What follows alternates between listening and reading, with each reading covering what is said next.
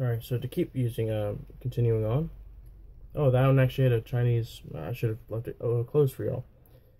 So yeah, just the bottom apps are kind of the same. Then you got some of these apps right here, which is camera, phone manager, themes, music, Huawei videos, high game health, clock, calendar. Some of the basic stuff that has tools right here. Driving mode, student mode. That's one of the things that's interesting. It has student mode. I don't know what, and an FM radio. It has an FM radio built into it. So I'm assuming as long as you have headphones, you can use it. In fact, let me open up. Let me not even, yeah, plug in your headset. So I don't even have to, just like Android and the other, I don't actually have to download a special app for that. I just have, you know, with me, I have the FM radio, which I don't listen to as much, not anymore, but it's still useful to just have some of these basic things. Student mode. I have no idea what student mode is, but manage your child's phone habits, safe browsing, time limits, and remote location. Oh, okay, so this is, student mode is not for studying. Student mode is for, it's kids mode. Okay, I get what it's saying. So that's a little bit disheartening. Notepad. Anything different with this notepad? Oh yeah, I actually like this notepad a little bit better.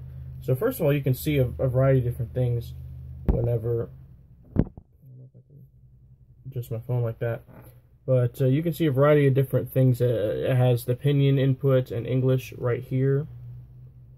It also has, I can format the note how I want to. Do I want to do's?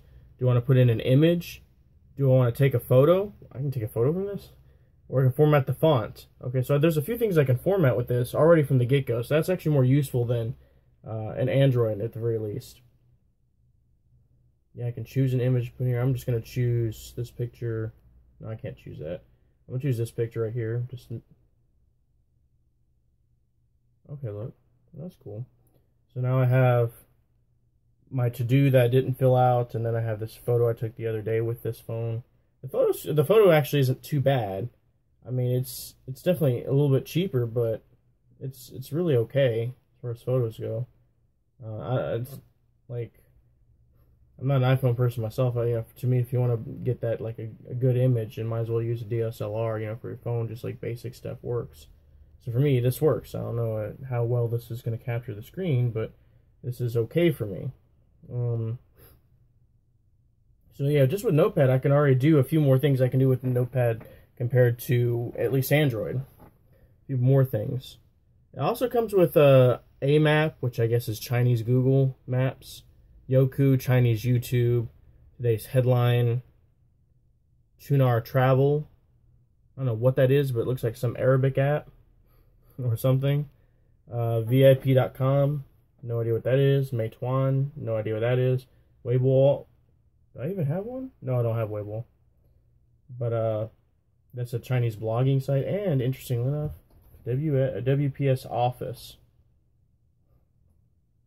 which I opened that up earlier, and it's actually interesting. It's like not like the whole Microsoft Office suite, but you can. This is what I was working on before. You can put in text boxes, and it comes with this app. You know, this kind of stuff you can't get in the United States. Again, for me, I'm more of a utility kind of person, so this is kind of interesting that I could actually, if I wanted to, I could make stuff like this. Export to PDF, encrypt, view, word counts, content. I can change the fonts. I have font options. I don't know, I have whatever that is. Smart typography, paragraph, all this other stuff. So I have a range of, I can change what kind of heading I want for a certain line. I can insert a lot of things. I can insert comments, tables, shapes, pictures, hyperlinks, bookmarks, page breaks, text box, date and time. Like, I can do all kinds of stuff here. Like, let me just, I think I inserted date. Yeah, there's the date earlier that I put in. I just clicked the date and time button. So obviously it's not March 9th of 1970, but for whatever reason it's there.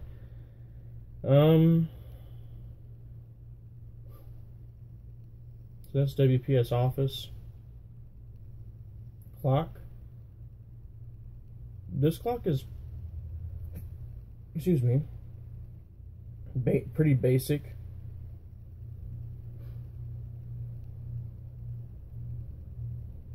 Compared to normal apps I'm used to.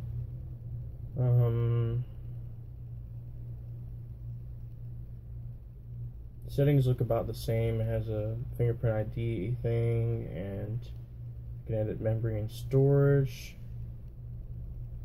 Whoa. This is cool. This has 32 gigabytes of storage. At least it's showing right here.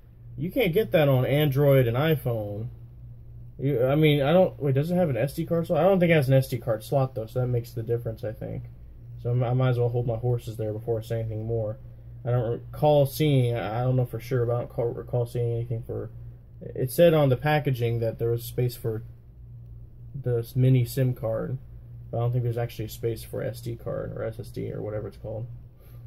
So, okay, that kind of makes sense why there's 32 gigs. And I really haven't put anything on it, and it already has... It really, that's kind of a lie, because it only has 22 gigabytes free. I guess I can assume probably about 23 to 25 is what I originally started off with.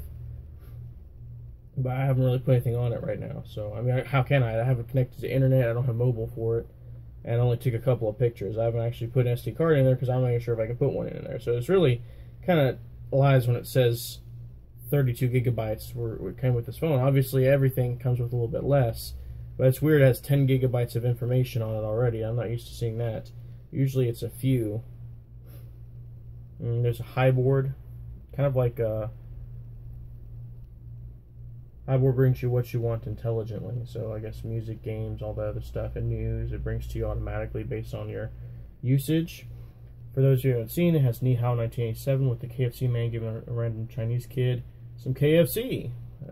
I guess presumably from the first store opening or something like that back in 1987.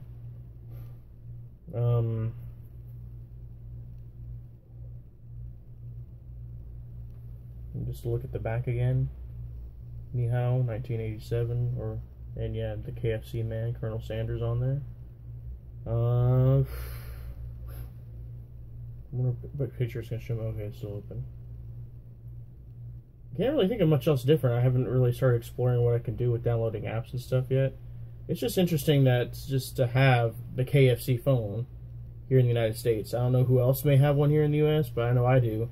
And it's just kind of like, kind of useful. So far, like I said, I've seen some apps that actually make some sense to have that you can't get automatically with iPhone or any of that other stuff. So,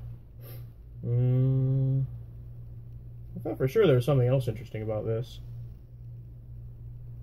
Pretty much a lot of the Google apps they've replaced with their own Chinese versions. A lot of the stuff, as I mentioned earlier, like especially the health apps they have. I don't know if I have it on this phone, but I know you can download the health apps. And there's that the way it does the Google Pin, or it doesn't have Google Pin keyboard, so that's what I use. But this just has a normal Chinese version Pinyin and English keyboard, which comes standard with it. And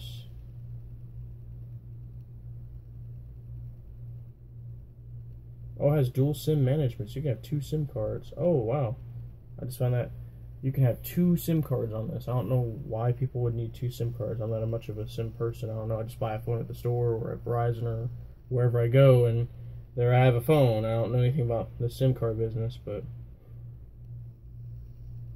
oh, this is cool. It has a floating little screen. 85% battery. Normal screen otherwise, I think. You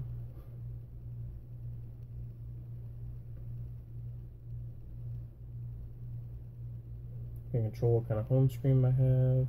Home screen. Sorry. I wonder what themes is. I think I said I opened that earlier. Hallway Themes app is an app that personalizes the visual style of your system. It requires access to storage permission to manage theme resources. Other kinds of legal information. If you're located in Europe or Japan, this information will be stored in the EU, European Union. Okay.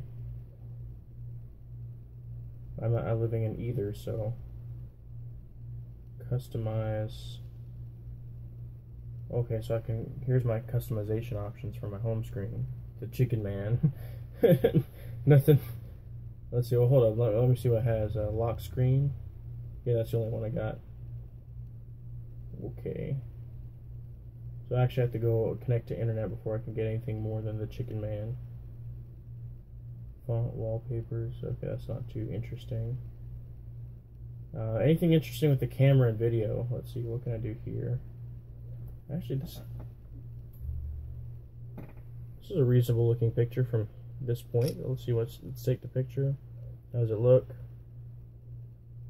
It actually looks pretty good.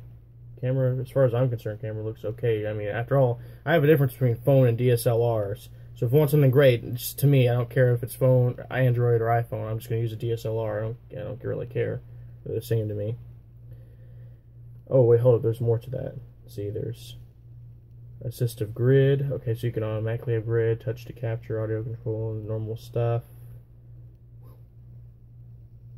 Oh, wait, hold up. Okay, here we go. You have Pro Photo, you have Video, Pro Video. I don't know what that Pro stuff is about. HDR, Panorama. You can take a panorama automatically with this. Time lapse. You can take a time lapse with it. That's pretty cool. Slow-mo. Audio note. What's that? Document scan and download. Okay, so I'm going to do a separate video for this stuff because I want to see exactly what I can do with this. This stuff looks interesting. You can't get this stuff automatically. Again, at least with Android. Now, maybe with an iPhone, it makes more sense you'd come up with this because they're more known for their photography and video. But it's kind of cool that I just get a phone and I can do a time lapse. Not to download any apps or anything weird like that. So, next video.